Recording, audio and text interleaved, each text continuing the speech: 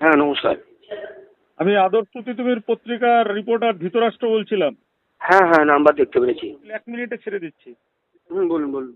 একটা অভিযোগ এসেছিল এক ভদ্রমহিলা কৃত্তিকা বলে। হুম। তিনি বলছেন যে আমাকে এই বিশ্বজিৎ চন্দ্র অ্যাডভোকেট করে দেবেন বলে আমার থেকে 2,56,000 টাকা এবং রাঁচিতে নিয়ে গিয়ে আমাকে হোটেলের মধ্যে ধর্ষণের চেষ্টা করে। এবার এইটা তো আচ্ছা। মারাত্মক অভিযোগ। আপনার মতামতটা না জানলে তো কিছু বুঝতে পারছি না। মেরামত ধরুন আমাকে 1,20,30,000 টাকা দিয়েছে, যেটা সেকেন্ড ইয়ার অব্দি কমপ্লিট। ও নিজেও গেছে ইউনিভার্সিটি। অভিযোগটা করেছে যে আপনি ওকে রাঁচির কোন একটা হোটেলে তুলে তারপর নাকি ওকে আমি বলে দিচ্ছি, ও রাঁচি টোটাল 3 বার গেছে। হ্যাঁ, টোটাল 3টে বার রাঁচি গেছে, 2বার এক্সাম দিতে আর 1বার অ্যাডমিশনের জন্য। অ্যাডমিশন টাইমে ও শুধু ওই অভিযোগটাই করতে পারে। অ্যাডমিশন টাইমেও আমার সাথে গেছিল, আপনি রেকর্ডিং করে নিন। অ্যাডমিশন গেছিল। আপনারা দেখছেন আদর্শ তিতুমির পত্রিকার সঙ্গে রয়েছি আমি ধৃতরাষ্ট্র। আজকে আপনাদের একটা অত্যন্ত চাঞ্চল্যকর খবর আমরা দেখাবো। আমাদের ক্রাইম রিপোর্টার সুরেন্দ্র কুমার সিং এবং আমাদের হালি শহরের প্রতিনিধি সমনজিৎ গাঙ্গুলি তুলে নিয়ে এসছেন আমাদের এই সমাজের এক চরম অসভ্যতার ছবি, যে ছবিটা দেখলে আপনারা একদম চমকে উঠবেন। আইনজীবী বানানোর নামে হোটেলে, বুঝতে পারছেন, একজন মহিলাকে আইনজীবী বানিয়ে দেওয়ার নাম করে হোটেলে নিয়ে তারপর তাকে রেপ করার চেষ্টা করা হয়, মানে ধর্ষণ করার চেষ্টা করা হয়। আইনজীবী বানিয়ে দেওয়ার প্রতিশ্রুতি দিয়ে রাঁচির এক হোটেলে এক তরুণী বধূকে অসভ্যতার অভিযোগ উঠেছে এক আইনজীবীর নামে। তরুণী বধূর সঙ্গে অসভ্যতার অভিযোগ উঠেছে এক আইনজীবীর নামে। দেখুন, যারা আইনজীবী তাদেরকে তো আমরা শ্রদ্ধা ভক্তি করি, কিন্তু কোনো আইনজীবী যদি এমন ধরনের কাজ করেন আর সেই অভিযোগ যদি আমাদের কাছে আসে, পুলিশের কাছে যায়, তাহলে সেই অভিযোগ আমাদের তুলে ধরতেই হয়। কেন তুলে ধরতে হয়? যাতে অন্য মানুষ যারা রয়েছেন তারা যাতে সতর্ক হতে পারে। দেখুন, আমাদের কাছে শুধু নয়, রাজ্য পুলিশের ডিজি, ব্যারাকপুর পুলিশ কমিশনারেটের নগরপাল এবং হালিশহর থানায় ইতিমধ্যেই ইমেল মাধ্যমে অভিযোগ জমা পড়েছে। অভিযোগের সাবজেক্ট একটু আপনাদেরকে আমরা বলছি: complainant regarding attempt to rape, sexual harassment, cheating, criminal intimidation আর dishonestly obtaining money on false promise. আরও বিস্তারিত আছে, আমরা সেটার মধ্যে ঢুকছি না। আমরা এখানে আপনাদের বলতে চাই যে হালিশহরের একজন তরুণী গৃহবধূ, যার নাম সুচন্দ্রা নন্দী, তার স্বামীর নাম সুরজ দে। তো এই সুচন্দ্রা নন্দী তার হালিশহর এলাকায় খুব ছোটবেলা থেকেই বিশ্বজিৎ চন্দ্র নামে একজন, প্রথমে উনি কম্পিউটারের স্কুলের মাস্টারমশাই ছিলেন, পরে আইনজীবী হয়েছেন, তার সঙ্গে ওই কম্পিউটার শেখার সুবাদে দীর্ঘ সময় ধরে পরিচয় রয়েছে এই সুচন্দ্রা নন্দীর।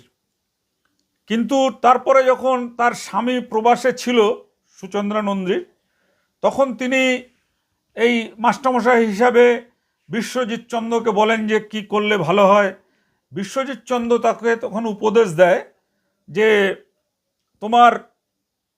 তোমাকে লয়ের ডিগ্রি ব্যবস্থা করে দিচ্ছি এবং তুমি আইনজীবী হয়ে গেলে তোমার জীবনের অনেক উন্নতি হবে। তো স্বাভাবিকভাবে মাস্টারমশাই শিক্ষক হিসাবে রাজি হয়।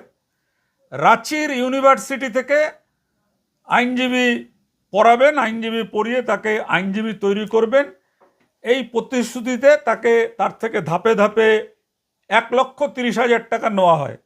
এটা আইনজীবী নিজে স্বীকার করছেন। মহিলা বলেছেন আরও বেশি টাকা নিয়েছেন, কিন্তু যেটা আইনজীবী স্বীকার করছেন সেটাই আমরা আপনাদের সামনে বলছি।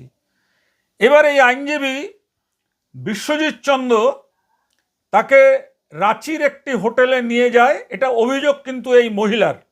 তার অভিযোগটা আপনাদেরকে আমরা শোনাই, যে তাকে কি করা হয়েছিল। তার অভিযোগটাকে আপনারা শুনে নিন, তারপর আমরা আমাদের কথা বলছি। বলছি দিদি, যে অভিযোগের বিষয়ে আপনি সংবাদ মাধ্যমকে আহ্বান জানিয়েছেন, হ্যাঁ, ঘটনাটা ঠিক কি হয়েছিল আপনার সাথে?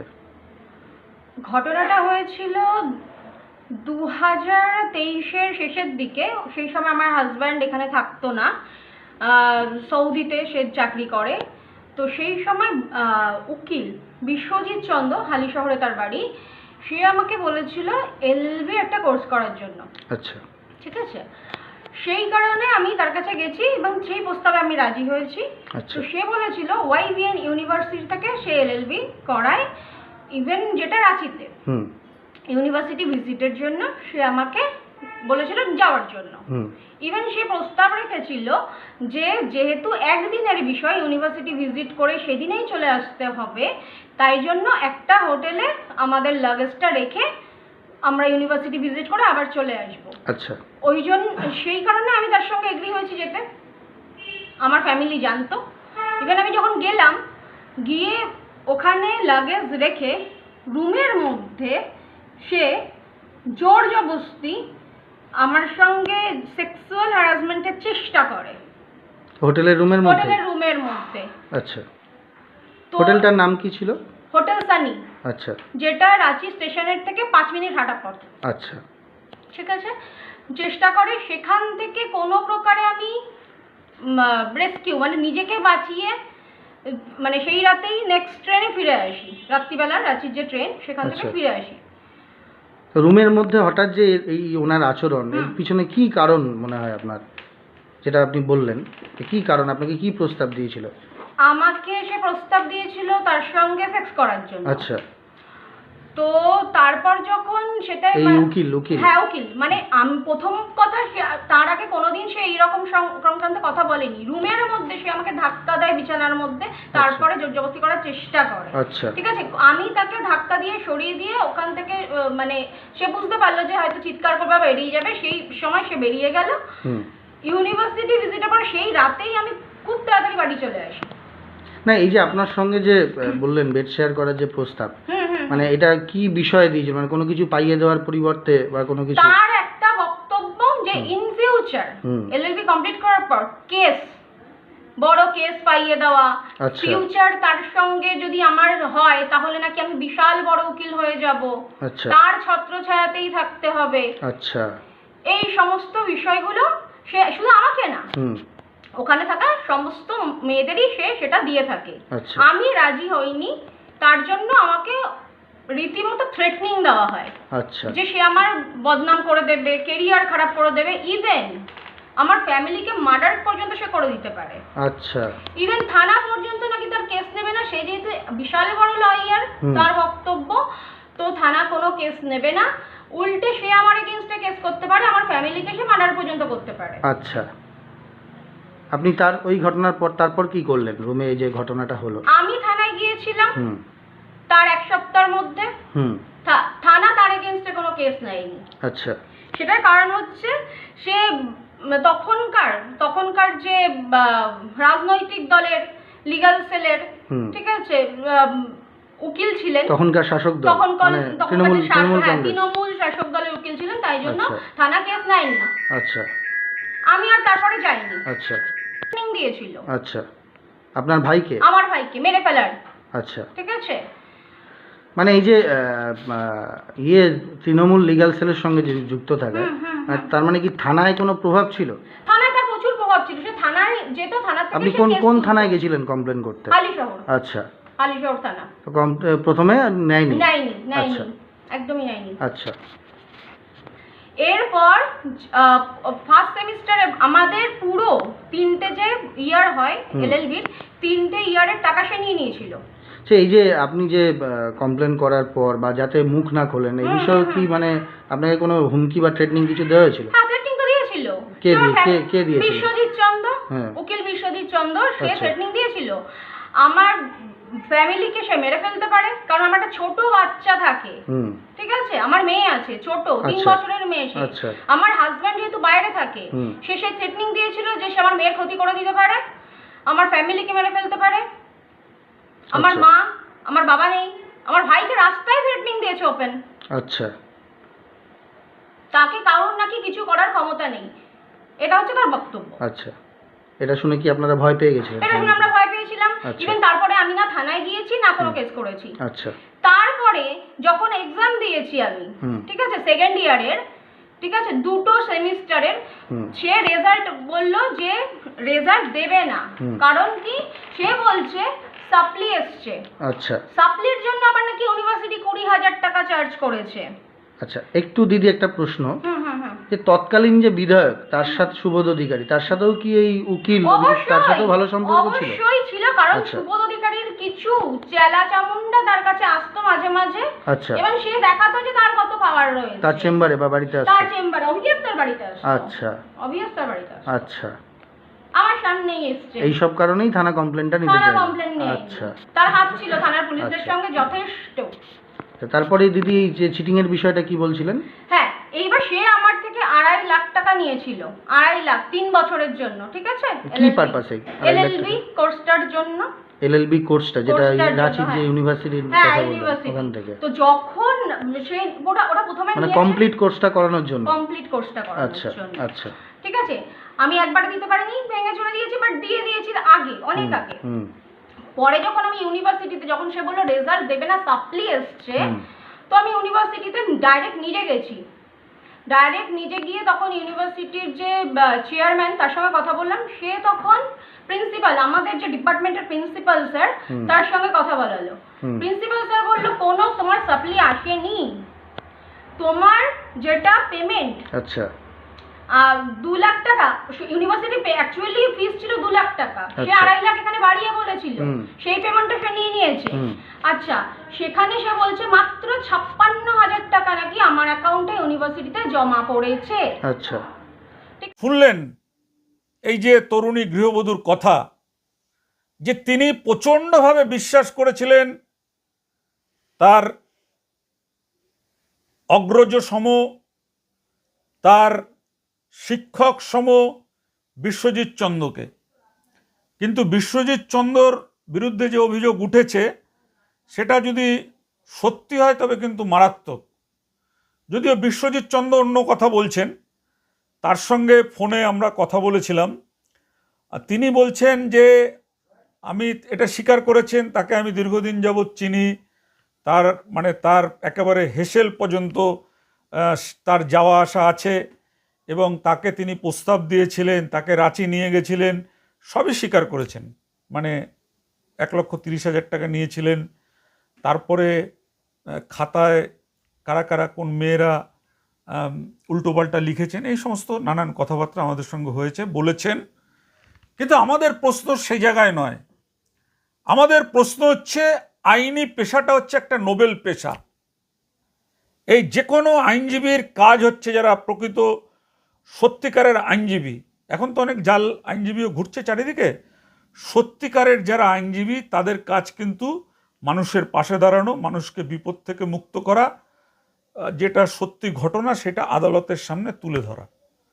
কিন্তু এখানে আমাদের একটাই প্রশ্ন, যে আপনাদেরকে আমরা শোনালাম এই মহিলা যিনি আইনজীবী হতে চেয়েছিলেন তার কথা, আমরা শোনালাম বিশ্বজিৎ চন্দ্রের কথা, আইনজীবী।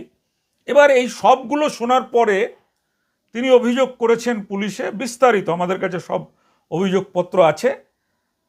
এবার এখানে আমাদের একটাই প্রশ্ন, যে হোটেলে কেন তাকে তোলা হয়েছিল? 1 নম্বর, যদি হোটেলে তোলা হয়ে থাকে তাহলে একটা ঘর কেন নেওয়া হয়েছিল? এই মহিলা যা বলছেন, একটা ঘর কেন নেওয়া হয়েছিল? 1 নম্বর। 2 নম্বর হচ্ছে যে আইনজীবী বানিয়ে দেওয়ার প্রতিশ্রুতিটা কেন দেওয়া হলো? কারণ আইনি পড়াশোনা করতে গেলে যে উচ্চ মাধ্যমিক বলুন বা গ্র্যাজুয়েটের যে নম্বর থাকা দরকার স্নাতক স্তরে, সেই নম্বর কিন্তু এই সুচন্দ্রা দেবীর ছিল না। তাহলে সেই নম্বর যদি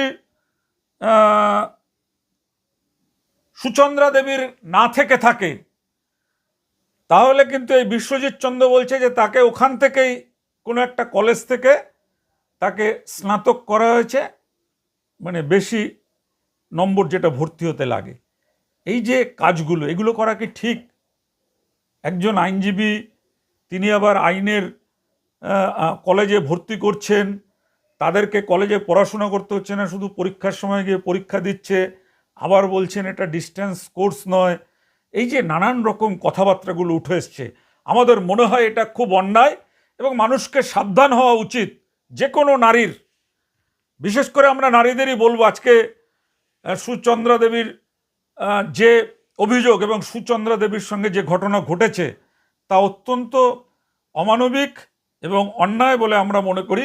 আপনারা কি মনে করেন আপনারা আমাদেরকে জানাবেন, আপনারা কমেন্ট করবেন।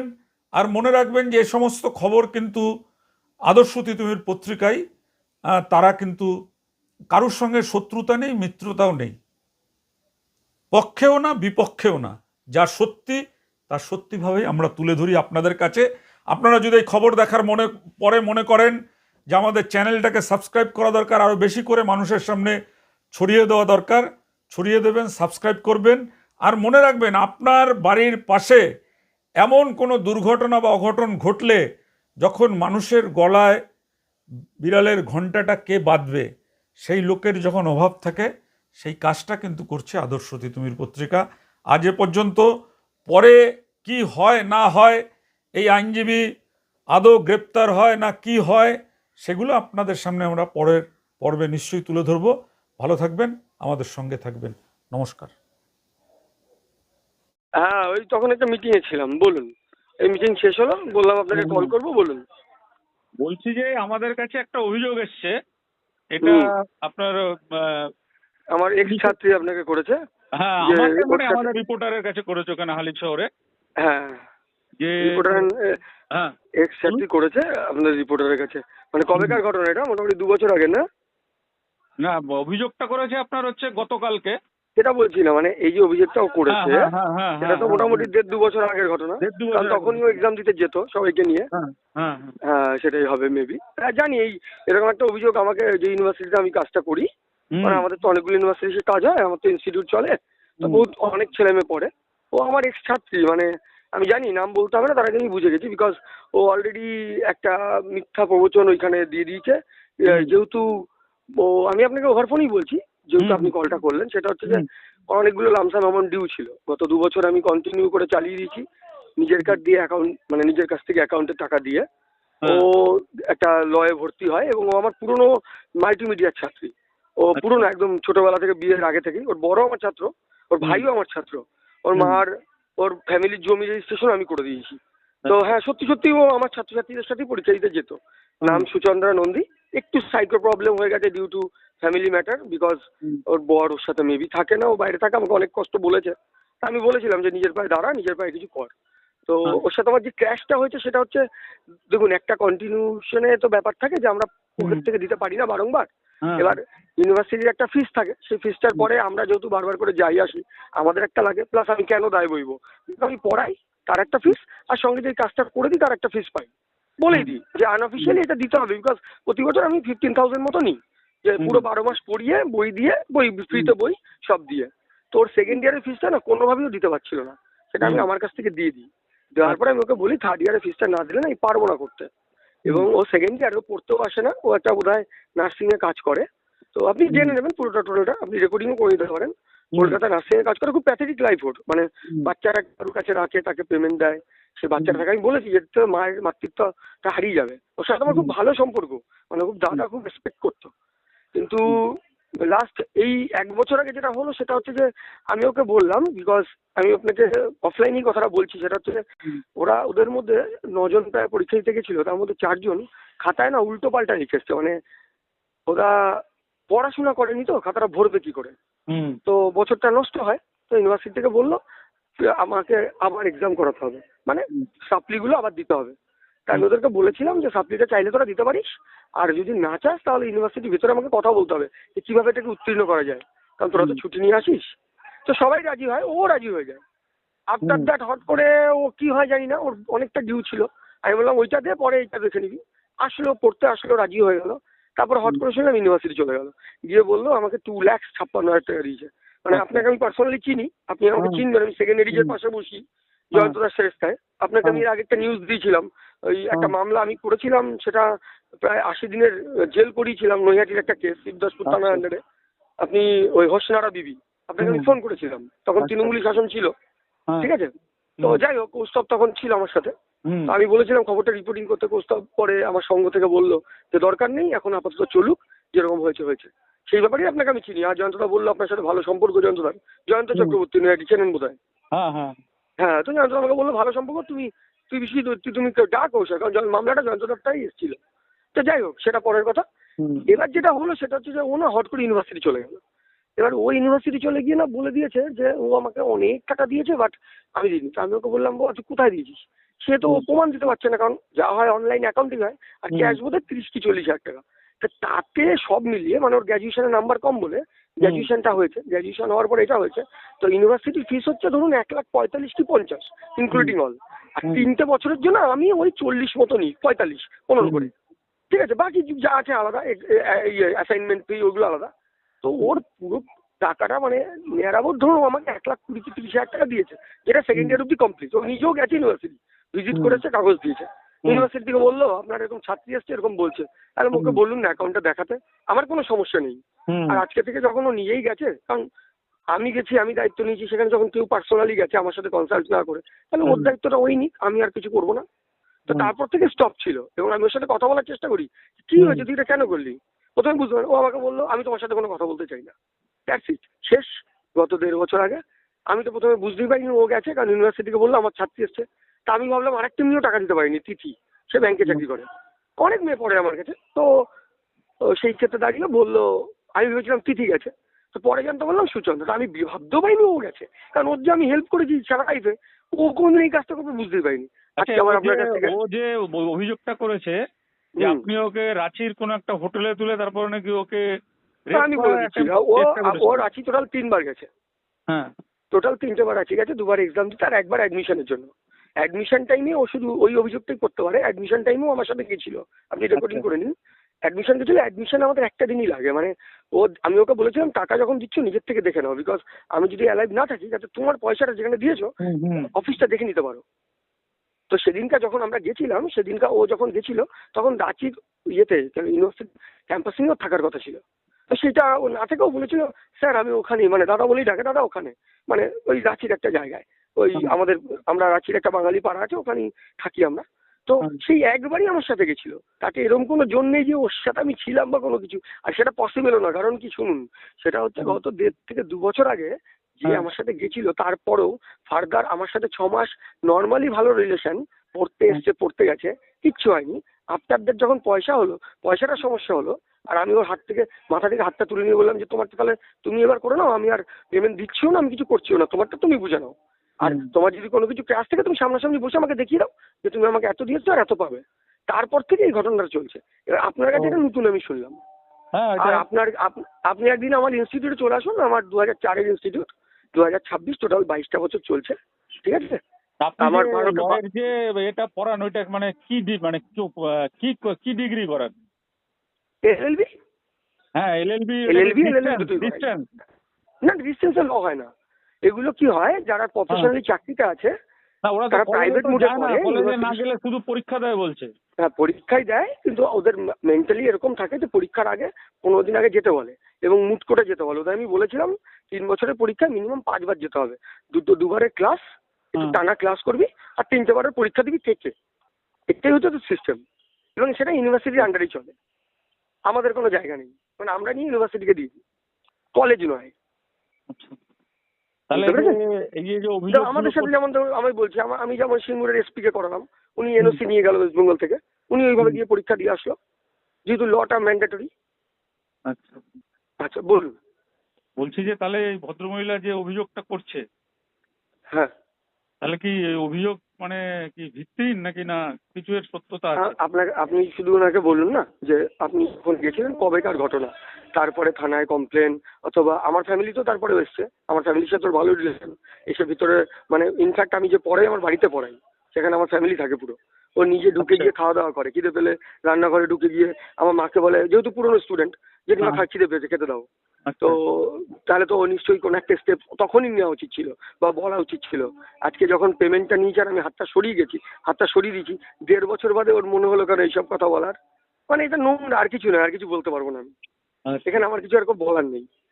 আপনি কি কোনো তো মানে মেসেজ থাকবে নিশ্চয়ই, কোনো মেসেজ থাকবে, কোনো ছবি থাকবে। আরএসএস করেন? আমি রাষ্ট্রীয় স্বয়ংসেবক সংঘ 19 সাল থেকেই আছি। 19 সাল থেকে? হ্যাঁ 19 সাল থেকেই আছি। ও, তার আগে কি আপনি তৃণমূল করতেন? আমি কোনো পার্টি করি না, ও, আমি কোনো পার্টি করি না। না কিছু ছবি পার্টি, যে সুবোধ অধিকারী না কে আছে তার সাথে আপনার? সুবোধ অধিকারীর সাথে ওই যে আমাদের একটা ইনস্টিটিউট ওপেন হয়েছিল আচ্ছা। 2021 সালে, হ্যাঁ। তখন সবাই ইনভাইটেড ছিল, মানে সব স্টুডেন্ট নিয়ে। তো আমাদের একটা অফিস উদ্বোধন হয়েছিল, তখন তো সুবোধ বাবুর মঙ্গলদ্বীপের অপোজিটেই আমার ফ্ল্যাটের নিচতলা একটা অফিস উদ্বোধন করেছিলাম।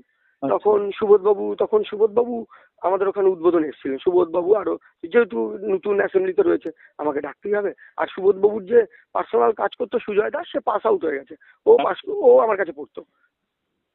তো সেই সূত্রে আমার বলা যে দাদাকে বলি যদি আমার এখানে আসতে পারে তো খুব ভালো হবে। তো বলেছিল হ্যাঁ দাদা বলেছে যাবে, তার ওইটুকু। এটা আপনাদের মানে কত পার্সেন্টেজ মার্ক থাকতে হয় এটা পড়তে গেলে আমাদের ইয়েতে ইউনিভার্সিটিতে ইউনিভার্সিটিতে? ওই 50% মার্কস লাগে। 50%? 50%। তা ওই যে যে মহিলা অভিযোগ করেছে তার নাম্বারটা কম ছিল? তার নাম্বার কম ছিল।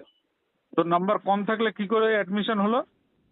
নাম্বার কম থাকলে অ্যাডমিশন নয়, ও তো যখন বলেছিল নাম্বারটা যখন কম ছিল। হ্যাঁ শঙ্করদা, হ্যাঁ যাচ্ছি, আমি একটু কথা বলছি। হ্যাঁ, তো নাম্বারটা যখন কম ছিল, সেটা তো ভর্তি হতে এসেছিল 2021-21-এ। তখন আমি বললাম যে তুমি একটা কাজ করো, একটা এক্সাম দিয়ে নাও। তো ওই হিমালয়ান গার্বাল ইউনিভার্সিটির আন্ডারে একটা এক্সাম দিয়ে অফলাইন মোডে ও 23 সালে অ্যাডমিশনটা নিল, গ্র্যাজুয়েশনের সার্টিফিকেট দিয়ে। ও, তার সার্টিফিকেটটাও তোলেনি, ওটা ওই রেজাল্ট দিয়ে অ্যাডমিশন হয়েছে, সার্টিফিকেটটা আন্ডার মানে প্রসেস, মানে যেহেতু অ্যাপ্লাই করেনি এখনো, যেহেতু লাস্টের দিকে করতে পারে, পয়সার আপনি কি সমস্যা। নিজেও কি ওই কলেজ থেকেই পাস করেছেন? না না না না, আমি গভর্নমেন্ট কোথা থেকে? কলেজ থেকে। গভর্নমেন্ট কলেজ থেকে? আমি প্রথমে ক্যালকাটা ইউনিভার্সিটি অ্যাকাউন্টেন্সি অনার্স, তারপরে কি বলে BCA আছে। আপনি আসবেন একদিন, সাক্ষাৎ কথা হবে। 2023 সালে এলএলবি করেছেন আপনি? না না, আমার অনেক আগে, আমার 2018-তে। 18-তে? আমার গ্র্যাজুয়েশন 2002-এ। ও, যাই হোক, ঠিক আছে, ঠিক আছে, আপনি ঠিক আছে। পরে দেখে নিন, সবকিছু হ্যাঁ, কথা বলে নিন, সামনাসামনি কথা হবে। ঠিক আছে, ওকে। রাখলাম। হ্যাঁ। হ্যাঁ। হুম।